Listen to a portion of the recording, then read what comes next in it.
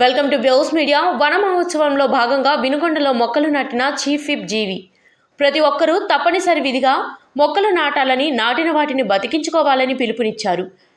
పచ్చని చెట్లు ప్రగతికి మెట్లు అనే విషయాన్ని గుర్తించాలని, కాలుష్యం బారి నుంచి తప్పించుకోవడానికి మొక్కల పెంపకమే ఏకైక మార్గమని సూచించారు. ప్రపంచ పర్యావరణ దినోత్సవ సందర్భంగా రాష్ట్ర ప్రభుత్వం చేపట్టిన వన మహోత్సవం కార్యక్రమాన్ని వినుకొండలో ఆయన ప్రారంభించారు. స్థానిక ప్రభుత్వ జూనియర్ కళాశాల మైదానంలో పురపాలక సంఘం ఆధ్వర్యంలో మొక్కలు నాటారు. మొక్కలను సంరక్షిస్తామంటూ ప్రతిజ్ఞ చేయించారు.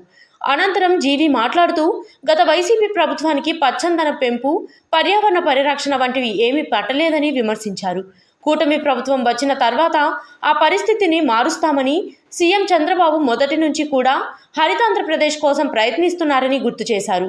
అందులో భాగంగానే ఇప్పుడు మన వన మహోత్సవం చేపట్టామన్నారు. పర్యావరణ పరిరక్షణ దినోత్సవం సందర్భంగా CM Chandrababu, deputy CM Pawan Kalyan పెద్ద ఎత్తున మొక్కలు నాటే కార్యక్రమానికి పిలుపునిచ్చారని, ఇవాళ రాష్ట్ర వ్యాప్తంగా 1,00,00,000 మొక్కలు నాటే విధంగా చర్యలు తీసుకుంటానన్నారు తెలిపారు. వైకాపా పాలనలో ఎక్కడికక్కడ పచ్చని చెట్లను నరికేశారని, అటవీ శాఖ సామాజిక వన నర్సరీలను పట్టించుకోలేదని పేర్కొన్నారు. నిర్వహణక విధులు ఇవ్వకుండా ప్రభుత్వ నర్సరీలను కళావిహీనంగా మార్చారని ఆగ్రహం వ్యక్తం చేశారు.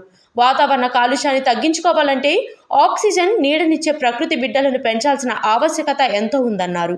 ప్రపంచవ్యాప్తంగా రోజు 3,50,00,000 చెట్లను నరుకుతుంటే కేవలం 50 లక్షల మొక్కలని నాటుతున్నారని జీవి ఆంజనేయులు తెలిపారు.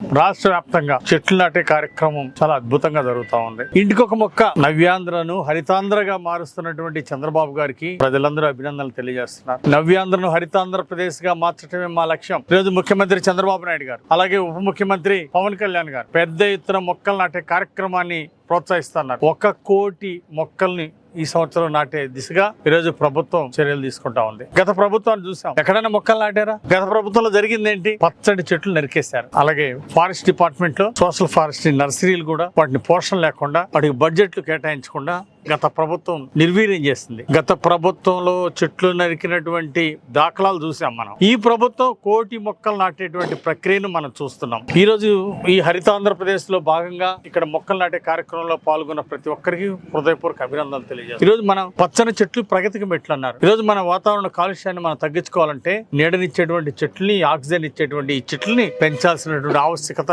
ఎంతో ఉంది. ప్రపంచంలో రోజుకి 3,50,00,000 చెట్లు నరుకుతా ఉన్నారు. కానీ కేవలం 50 లక్షల మొక్కలు మాత్రమే నాటుతున్నారు. దీనివల్ల వాతావరణ కాలుష్యం దెబ్బతింటా ఉంది. అందువల్ల సకాలంలో వర్షాలు పడాలన్నా, వాతావరణ కాలుష్యం తగ్గాలన్నా మనం ప్రభుత్వం